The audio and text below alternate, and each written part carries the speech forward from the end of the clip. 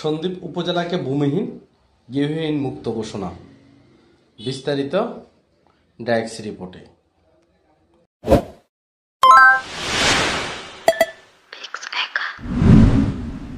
আশ্রয়নের অধিকার শেখ হাসিনার উপহার।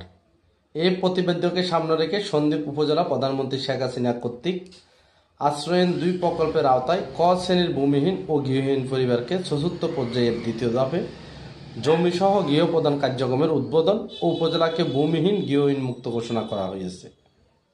১১ জুন মঙ্গলবার সকাল ১০টায় গণভবন থেকে সরাসরি সরকারের আবাসন কর্মসূচি আশ্রয়ন ২ প্রকল্পের আওতায় সারা দেশের ৭০টি উপজেলায় গৃহ ও ভূমিহীন পরিবারকে ১৮,৫৬৬টি বাড়ি হস্তান্তর কার্যক্রম উদ্বোধন করেছেন প্রধানমন্ত্রী শেখ হাসিনা।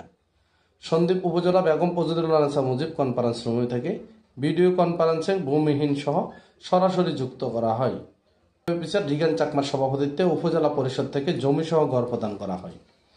এই সময় অন্যান্যদের মধ্যে উপস্থিত ছিলেন সন্দ্বীপ উপজেলা পরিষদের চেয়ারম্যান এস.এম. আনোয়ার হোসেন, উপজেলা ভাইস চেয়ারম্যান ওমর ফারুক, মহিলা ভাইস চেয়ারম্যান হালিমা বেগম, সহকারী কমিশনার ভূমি তাসফিক সিফাতুল্লাহ, উপজেলা আওয়ামী লীগের সভাপতি আলাউদ্দিন বেদন, সন্দ্বীপ থানার ওসি তদন্ত জাকির হোসেন, উপজেলা এলজেডি প্রকৌশলী আব্দুল আলিম, উপজেলা বিভিন্ন ইউনিয়নের চেয়ারম্যান এবং উপজেলা বিভিন্ন দপ্তরের কর্মকর্তাবৃন্দরা উপস্থিত ছিলেন।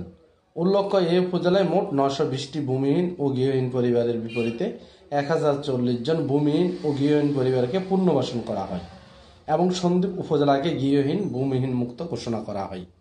পুষ্পেন্দু মজুমদার, ড্যাক্স রিপোর্ট, সন্দ্বীপ এক্সপ্রেস টিভি।